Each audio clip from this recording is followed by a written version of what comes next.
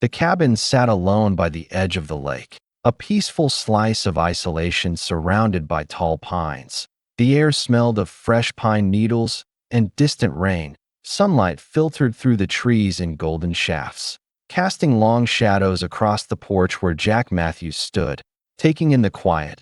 Behind him, Karen Matthews unloaded the car, the soft scrape of bags against gravel the only sound. She had always hated this kind of isolation, but she smiled for the kids. Sophia, her 12-year-old daughter, and Ethan, 8, were already exploring the shoreline, their laughter bright and carefree.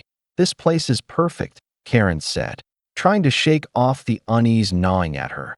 Jack didn't reply, simply nodding and stepping inside. Karen stared out at the lake, feeling a quiet tension settle in her chest. Something about this place felt off. The first evening was calm. They ate dinner around the old wooden table, laughing at the kids' stories. Jack and Karen shared a look now and then, a glance that spoke volumes. The distance between them had been growing for years. "Tomorrow, let's take the boat out," Jack suggested, breaking the silence. "Get the kids on the water," Karen nodded. But a creeping unease stayed with her. After dinner, they went outside. The children played near the water's edge, their voices blending with the soft lapping of the lake. Karen watched them, glancing at Jack, who stood lost in thought, his back to her. "Jack," she said, her voice hesitant, "do you ever think this place is too quiet?" He didn't turn to her right away. "What do you mean?" Karen hesitated. It feels still, like it's waiting for something." Jack finally looked at her, his expression unreadable. "It's just the lake," he said. "We've talked about this. It's supposed to be peaceful." But Karen couldn't shake the feeling. It gnawed at her as the sun dipped below the horizon. The next morning, they went out on the boat. The kids were excited, their laughter filling the air as they rowed deeper into the lake. The calm water reflected the sky, the world around them tranquil, untouched. As they reached the farthest edge, Jack cut the engine, and they drifted in silence. The quiet stretched between them, but Karen couldn't shake the feeling that something was wrong. The kids played at the bow of the boat, tossing rocks into the water, their energy contagious. Karen watched them, but her eyes kept returning to the lake. Then, without warning, the boat jerked. It was a small bump, but it was enough to make them pause. Jack glanced at Karen, who was already looking toward the shore. "Did you feel that?" she asked, voice tense. Jack nodded. "Just a wave. Could be the current." But his gaze lingered on the still water. Karen turned her attention back to the kids. She noticed something odd. Sophia's favorite doll, which had been sitting in the center of the boat, was now lying on the edge, almost as if placed there deliberately. A chill ran down her spine. The doll wasn't just out of place. It was wet, covered in mud, and far too far from the children's hands to have been left behind by accident. She reached down slowly, picking it up. It was heavier than it should have been, and as she wiped the mud off the fabric, her fingers brushed something cold beneath the surface. A small piece of the lake's dark, wet secret. Without a word, she turned it over and handed it to Jack. His face went pale as he examined it. There was no doubt. This doll wasn't just an accident. It was something more. "Where's Ethan?" Karen asked, her voice strained. Jack looked up. The children were no longer at the bow. "Sophia." "Ethan," he called. The boat drifted quietly in the stillness, the sound of their names swallowed by the oppressive silence around them. Karen stood up, her legs shaking. Something wasn't right. The unease she'd felt before crept up her spine, tightening like a noose. Hours later, the boat was found drifting aimlessly on the lake. No sign of the Matthews family, no trace of Jack, Karen, Sophia, or Ethan. But the doll, the one that had no business being there, was still in the boat, wet, covered in mud, far from where it should have been. The police find the doll, and when they examine it more closely, a strange symbol, burned into its fabric, becomes visible, something that shouldn't have been there. What does it mean? And how is it tied to the family's disappearance? The search began in earnest, but the lake remained as still and silent as it had been for years. Detective Sarah Monroe stood at the shoreline, watching as search teams scoured the surrounding woods. their boots crunching against dry leaves. She pulled her coat tighter, feeling the chill seep through. But it wasn't the cold that unsettled her. It was the quiet, the oppressive silence of the lake. Nothing yet. A voice called out from behind her. She turned to see one of the officers shaking his head, his face grim. "Keep looking. We need to find something," Monroe replied. The disappearance of the Matthews family had been like something out of a nightmare. Jack, Karen, Sophia, and Ethan, all gone. No signs of struggle, no evidence of foul play. Just an abandoned boat and a lake that held its secrets close. Monroe's first instinct told her that something was wrong. There were too many questions, too many things left unsaid. The family had vanished. And the lake, this unervingly quiet, beautiful lake, was at the center of it all. She had been assigned to this case months ago, after it had gone cold. But the more she dug, the deeper the mystery seemed to go. By the second day, Cedarwood was alive with theories. The local diner was full of people whispering over coffee and pancakes, gossiping about the missing family. They didn't just disappear, a man at the counter muttered. Somebody saw them out on the lake. Then the boat came back empty. Doesn't add up. Maybe they ran off, the waitress suggested, setting down a fresh pot of coffee. It's a small town. We've all got our secrets. But not everyone believed that. Across the room, an old woman shook her head. You don't know what you're talking about. It's the lake. It's always been the lake. People disappear in the woods. But the lake, it's different.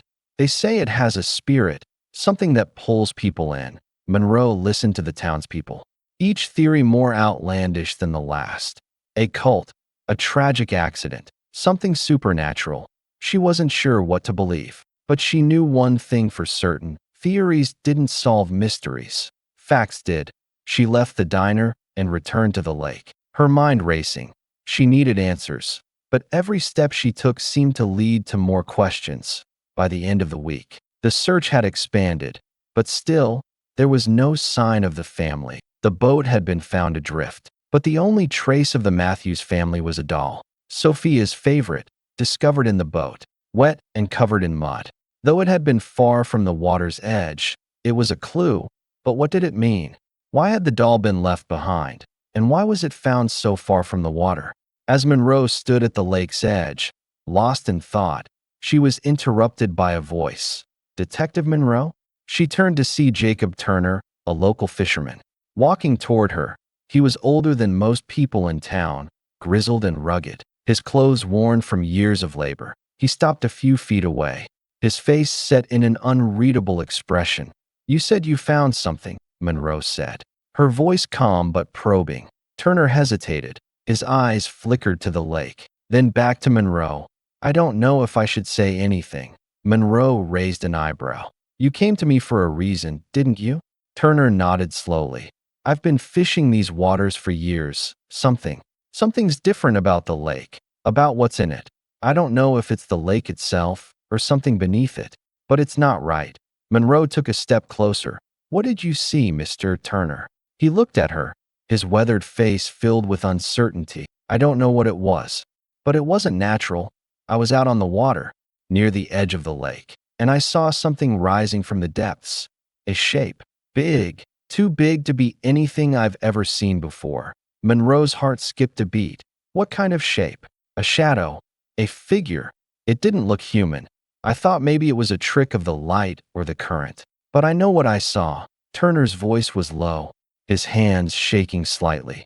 "I've been coming to this lake my whole life, and I've never seen anything like it. There's something down there." "Detective, something old." Monroe studied him, her mind racing. She knew there were whispers about the lake, but Turner's words sent a chill down her spine. She had heard stories about the lake's curse, about how people who went too far into its waters never came back the same. Was it true? "Where did you see it?" she asked, her voice steady. Turner looked at her once more, his gaze haunted. "It's out there, but I won't go back. Not again. You'll have to see it for yourself." Turner's reluctance to speak about what he saw beneath the lake only deepens the mystery. What exactly did he witness? And why is he so afraid to reveal the truth? Monroe has no choice but to follow him, and the answer may be more terrifying than she's prepared for. The wind carried a sense of inevitability as Detective Sarah Monroe followed Jacob Turner down the worn path that led to the lake's edge. The sun was low in the sky, casting long shadows across the water, making it look like the surface itself was alive, shifting with something hidden beneath. Monroe could feel it in the air, a heaviness, an unspoken presence that made her pulse quicken. "I've never seen it this bad," Turner muttered, his voice hoarse. "Not like this. I've been fishing this lake for 30 years. But this is different," Monroe nodded, watching the way Turner's eyes darted nervously to the water. He had been reluctant to talk at first, but his fear now was palpable. He had seen something in the lake, something he was still unwilling to fully admit. But the discovery of an object rising from the depths had convinced him to finally share it. They reached the spot where Turner had seen the shape rise weeks ago. The water was unnaturally still. There were no ripples, no signs of movement, just the glassy surface that looked too perfect to be natural. Turner's weathered hand pointed to the spot where he'd seen something dark emerge, almost as though it was waiting to be noticed. "It's here," he said quietly, "but we won't find it unless we look." Monroe crouched down, scanning the area. "What exactly are we looking for?" she asked. Turner nodded toward the water. "A rusted metal box, something. It didn't belong." Monroe's heart skipped a beat. A box? She had heard rumors about odd objects turning up in the lake, old relics, strange artifacts. But this sounded different. She felt an eerie chill crawl up her spine. If there was something unnatural down there, it might explain a lot about the Matthews family's disappearance. Turner waded into the water, knee-deep, eyes scanning the bottom. He pulled up something from the muck, something heavy, covered in silt and algae. He grunted as he dragged it to the surface, revealing a rusted metal box. It was small, no bigger than a briefcase, its edges jagged and worn. The box had clearly been submerged for years, maybe decades. Monroe's pulse quickened as Turner placed it on the shore, dirt falling from the metal as he set it down. She knelt beside it, eyeing the strange box. It looked like it had been buried, possibly hidden.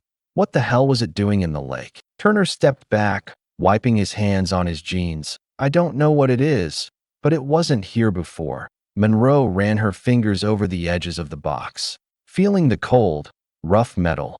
There was a faint etching on the side, an unfamiliar symbol, an ancient-looking design. She couldn't make it out clearly, but it felt familiar. Something about it rang a bell, but she couldn't place where she had seen it before. "Let's open it," Monroe said, her voice a mixture of curiosity and caution. Turner shook his head. "You don't want to open it. Trust me." Monroe ignored him, reaching for the box's latch. It clicked open with surprising ease. As she lifted the lid, a thick cloud of dust swirled up, the smell of mildew and age filling the air. Inside, there were several old photographs, carefully placed in a small, weathered envelope. She pulled one out, her fingers trembling slightly as she saw the familiar image of the Matthews family: Jack, Karen, Sophia, and Ethan, posing happily by the lake. But the image was wrong. The lake behind them looked darker, almost like it was alive, swirling beneath the surface. Monroe turned the photo over. The back was blank, except for a strange symbol burned into the fabric, matching the etching on the box. The hairs on the back of her neck stood up as she stared at the symbol, feeling the weight of something ancient, something sinister, connected to it. "Where did you find this?"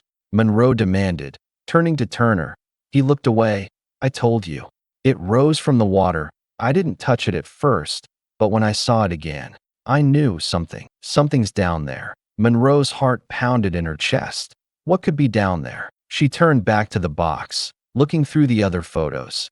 Each one seemed to show the family at different points around the lake, but in every picture, the water looked darker, murkier, as if the lake itself was swallowing them. Then, she found a photograph of the shore near the cabin. There, drawn in the sand, was the same symbol she'd seen on the box. Monroe's mind raced as she pieced everything together.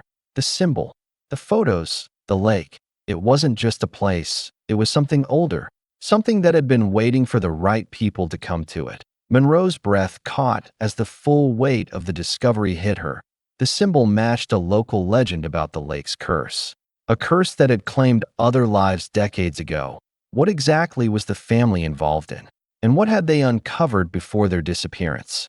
The answers were now buried beneath the water's surface, and Monroe had no choice but to dive deeper into the mystery. The footage was grainy, but it was enough to send a chill down Detective Sarah Monroe's spine. She sat in the small, dimly lit evidence room, watching the last moments of the Matthews family, their lives captured in a final, horrifying frame. The camera was still rolling as the family laughed, their faces illuminated by the flickering glow of the campfire. Jack, Karen, Sophia, and Ethan, alive, happy, oblivious to the fate that was about to unfold. Then, in the background, the image rippled. The water shimmered unnaturally, as if something beneath the surface was stirring. Monroe paused the footage. A dark shape, large and vaguely humanoid, emerged just beneath the water's edge. The camera shook violently, and there was a muffled scream. The picture cut to static, and the footage ended. Monroe leaned back in her chair, her heart racing. The family had recorded their final moments on this lake, and now, the thing they had caught on camera was more than just a shadow. It was the key to what had happened to them. She hit play again, hoping to catch any more details. The footage was too brief, too unclear to make sense of, but the presence in the water, whatever it was unmistakable. She grabbed the next piece of evidence. Jack's journal. The pages were worn, edges frayed from use, but the ink was still legible. Monroe flipped through the entries. Starting from the last few days of the family's trip, Jack's handwriting grew more erratic as the days passed, especially when the family arrived at the lake. He mentioned an ancient symbol carved into a rock by the shore, a symbol he had seen in an old journal his father had kept, something tied to the lake's history. In his final entry, Jack wrote, "The lake feels wrong. The symbol we found, it's not just old, it's cursed. Dad said this place was a spiritual site for our ancestors. But I'm starting to believe it's more than that. Something is waking up, something evil." Monroe felt a shiver crawl up her spine. The family had been warned, but they had come anyway. They had unearthed something they should have left buried. But what was it? And how deep did the lake's curse run? Monroe read on. The entries grew darker, more frantic. Jack's handwriting had devolved into a scrawl in the last few pages. "Karen's been having nightmares. She says the lake is calling us. She says it wants us. She's afraid. I think we're too late." The last entry read, "It's here. We tried to leave, but it followed us. I can feel it. We shouldn't have come. We shouldn't have dug." Monroe set the journal down. The dread in Jack's writing had felt real, almost palpable. They had been running from something. But what? She picked up the family's camera again, studying the tape once more. There was a piece of footage at the end of the reel, untouched by the previous static. Monroe's pulse quickened. She clicked the play button. This time, the footage was clearer. The camera moved erratically, but it captured the last few moments of the Matthews family before they disappeared. Karen's face filled the screen, pale, sweating, wide-eyed. She looked terrified. She turned to Jack, her voice shaking. "It's in the water. Jack, it's calling us, pulling us back." Sophia and Ethan were behind them, confused, scared. But the camera turned to show something behind them. A dark shape moving beneath the water's surface. A figure, large, tall, unmistakable. It wasn't human. Karen screamed, "Jack, we have to get out of here. Now." The camera jerked again. A horrible screeching sound followed by pure static. Monroe's stomach churned. This wasn't just a story. It was something real, something that had followed the family back to the shore. And they hadn't just disappeared. Something had taken them. Monroe sat back in her chair, her thoughts spinning. She didn't know if the family had fully understood the danger they were in, or if they had tried to leave too late. But the presence in the lake was real. The symbol, the warnings, the curse. Her mind returned to Karen's journal entry. "We shouldn't have dug." Had the family uncovered something deep within the lake? Something that had been waiting for years? And was that what had taken them? Her thoughts were interrupted by the sudden buzz of her phone. It was an alert from the search team. "We found something." The message read, "Come to the lake." Monroe's heart skipped a beat. She grabbed her coat and rushed out of the office, her mind racing with possibilities. When she reached the lake, the search team was already gathered by the water's edge. The area was cordoned off, and the police lights flashed in the darkness. One officer walked toward her, his face grim. "We found a body," he said quietly, "but it's not what we expected. It's not human." Monroe's stomach dropped. The mystery deepens as Monroe realizes the stakes have risen. The figure that had been lurking beneath the lake was real, and now it has claimed another victim. The question remains, what exactly is in the water, and what has it been waiting for? The town of Cedarwood had never been quiet for long, but after the Matthews family vanished, something changed. The search had ended, but the town's obsession with the lake and what lay beneath its surface never fully subsided. Theories shifted from accidental drowning to something far more sinister, each whispered legend adding another layer to the mystery. Detective Sarah Monroe stood at the lake's edge for what felt like the 100th time. She knew the truth was more elusive than anyone realized. The investigation had dug deep, but the final answers had always been just out of reach. Until now, the discovery of the lake's history had been the key. Monroe spent days poring over old records, maps, and interviews with the town's oldest residents. She uncovered stories about a time when the lake wasn't just a body of water, but a place of worship, fear, and unimaginable power. There had once been a small, isolated cult that believed the lake was inhabited by spirits, ancient entities that controlled the land and water. They saw the lake as a gateway between the living and the dead. Over the centuries, anyone who disturbed its depths either disappeared or was drawn into its power. The Matthews family weren't the first. The lake had always claimed its visitors, and the symbol they discovered, the one carved into the rocks, was part of an old, long-forgotten ritual meant to protect the lake's secrets. But something had gone wrong when the family came too close. Monroe felt the weight of history pressing down on her. The lake wasn't just water. It was alive, ancient, and it had a power that no one truly understood. It wasn't long before another lead appeared. This time, from an unexpected source. Ava's father, Michael Hart, had been trying to find answers of his own. His daughter had returned to the lake, haunted by visions and dreams, unable to piece together the truth. He'd never given up on finding his family. Now, it seemed, he had found something that might bring closure. One evening, a package arrived at Monroe's office. It was an unmarked USB drive, no return address, only a handwritten note. "The truth lies below." Inside the USB, a single file was labeled Matthews family footage. Monroe connected the drive to her laptop, her heart pounding.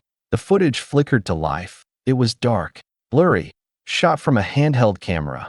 The sound was muffled, but clear enough to hear. The Matthews family was walking toward the lake, their faces filled with terror. They were filming themselves, likely in the final moments before everything went wrong.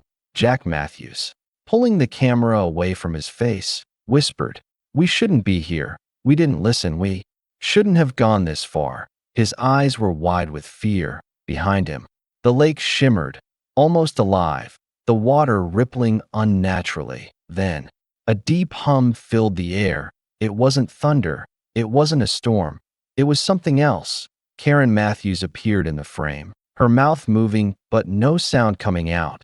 The others began to panic, looking around for an escape, but the water seemed to reach toward them, pulling them in with an unseen force. The camera fell, capturing the last image. Jack's hand reaching for the camera as the screen flickered out. Monroe's heart raced as she stared at the last frame. The lake had claimed them. Yes, but how? What had they uncovered that drew them so deeply into its grasp? Monroe stood up, the room spinning. The answers were clearer, but the truth was harder to swallow. The lake had never just been a place to visit. It had been a force, a presence that had been waiting for those who dared to challenge it. The Matthews family had been part of its dark history, Their fate sealed the moment they stepped into its depths. The lake's strange power had not diminished. Satellite images from the past few months revealed something even more disturbing. Vegetation was spreading along the lake's shores. Slowly but steadily, it had started small, but now it was impossible to ignore. The lake was reclaiming the land around it, just as it had always done in the past. Monroe walked to the window, looking out over the lake once more. The mist was thicker now, swirling around the water's surface. As if the lake itself was breathing, a low hum filled the air, vibrating through her chest. It wasn't the wind, it wasn't the trees, it was something older, something that had been buried beneath the lake's surface for far too long. The USB file had revealed the family's final moments, but it had also opened the door to a new mystery. The lake was far from finished with its haunting. It was alive, and it had begun to reclaim what it had lost. The question now wasn't what had happened to the Matthews family. It was what the lake would claim next.